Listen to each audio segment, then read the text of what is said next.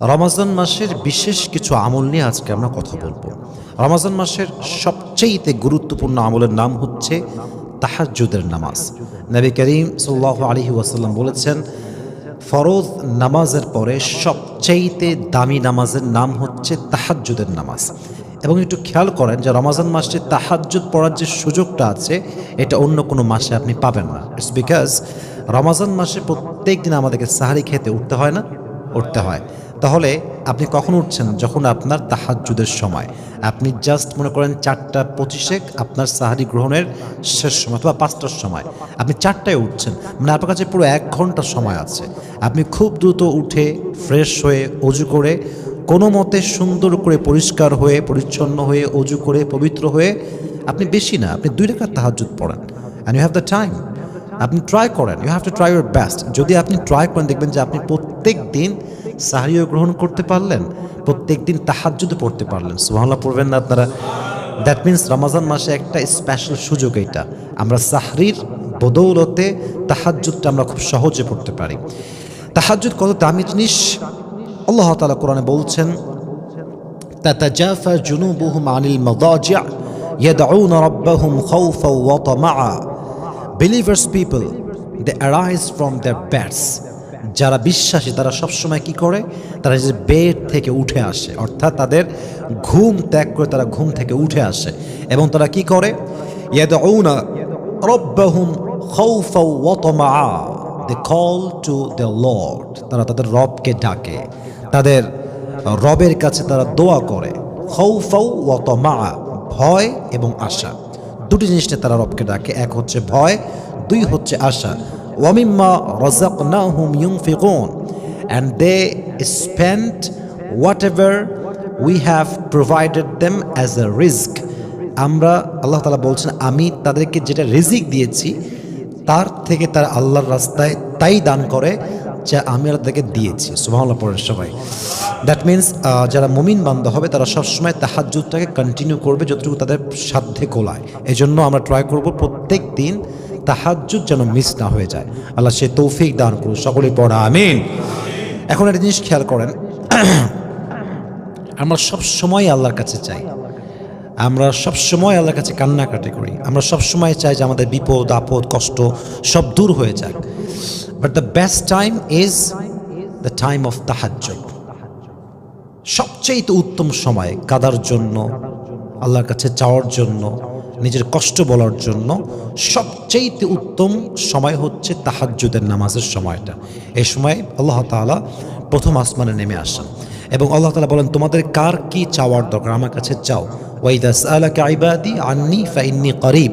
তুমি আমার কাছে যখনই চাইবা মাথায়, আমি তোমার সবচাইতে কাছে আছি। তুমি চাওয়ার সাথে সাথে উজিবু দাওয়াতাদ দাঈ ইযা দাআন, যখনই বান্দা আমার কাছে কিছু চায় আমি সঙ্গে সঙ্গে তার ডাকের সাড়া দিই। সুবহানাল্লাহ পড়েন। এর জন্য ট্রাই করে প্রত্যেক দিন তাহাজ্জুদ যেন মিস না হয়। আল্লাহ আমাদেরকে তৌফিক দান করুন, সকলেই পড়া আমিন।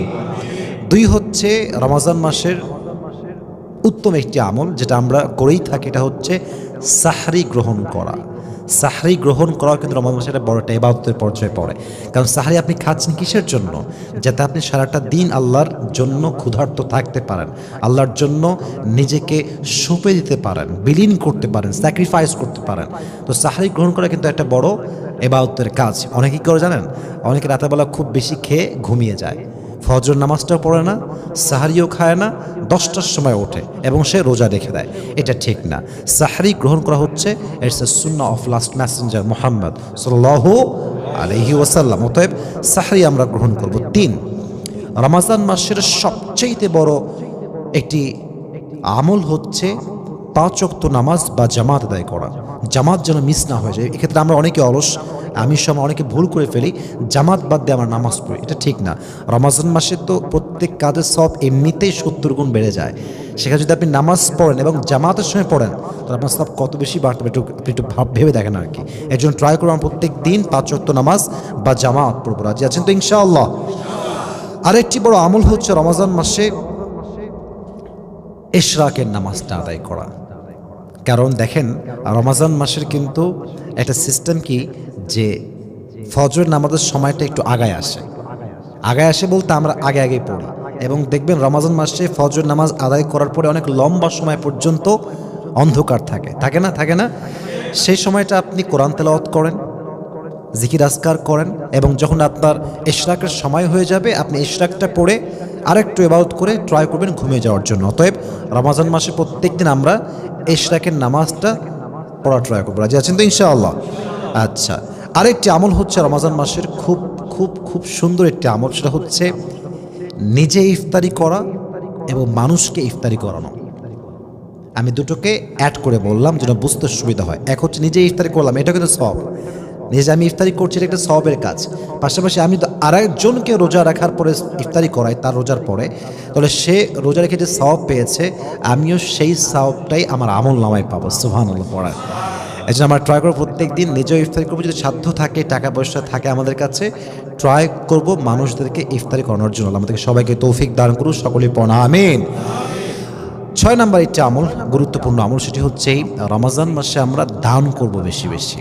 এর কারণ অন্য মাসে দান করলে যে সওয়াব হয় এটা তারও 70 গুণ বৃদ্ধি পায় রমজান মাসে। এজন্য অন্য মাসে দান করেন মানা নেই, বাট রমজান মাসে একটু ট্রাই করেন বেশি করার জন্য। আগে করতেন 5 টাকা, এখন করেন 10 টাকা, আগে করতেন 20 টাকা, এখন করেন 30 টাকা। যতটুকু বাড়াবেন আপনার সওয়াব তত বেশি বাড়তে থাকবে। এজন্য আল্লাহ তাআলা বলেছেন মুমিনদের, মুত্তাকীদের প্রথম গুণ হচ্ছে আল্লাযীনা ইউনফিকুনা ফিস সাররাই ওয়াদ দাররাই ওয়াল কাযিমিনাল গায়য। মুমিনরা চাই সচ্ছল থাকুক কিংবা অসচ্ছল থাকুক, চাই সে অভাবে থাকুক কিংবা না থাকুক, সে প্রত্যেকটা অবস্থায় দান করবে একজনকে খুশি করার জন্য। তিনি কে? এই জন্য আমরা ট্রাই করবো রমজান মাসে একটু বেশি বেশি দান করার জন্য। আল্লাহ আমাদেরকে তৌফিক দান করুন, সকলেই পড়া আমিন। আরেকটি বড় আমল হচ্ছে রমজান মাসে